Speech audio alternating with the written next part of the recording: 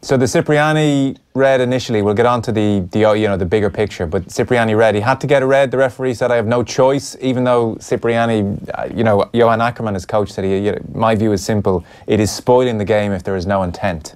But intent is not the issue, really. No, I think that's a poor argument for it.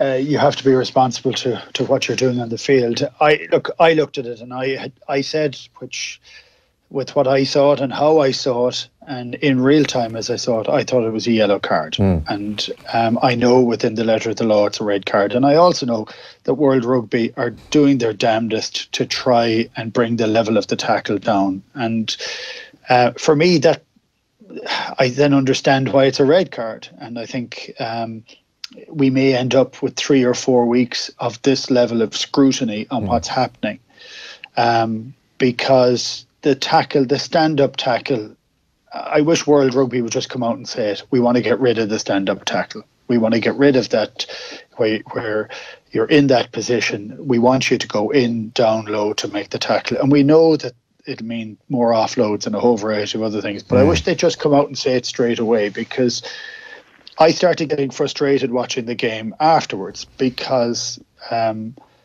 the next there was 4 penalties on the trot from Gloucester for high tackling. On the trot, straight away after that, I said, lads, you have to learn at some stage. He's been very strict in this. Go low, make the tackle. Yeah.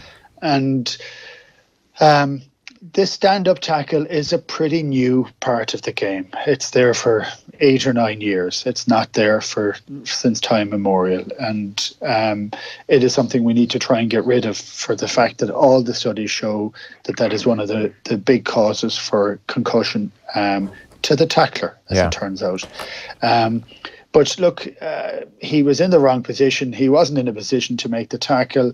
There was a tackle made. Scannell went down about 6 inches below hand. It could have been a contact with the middle of his chest, and it wasn't.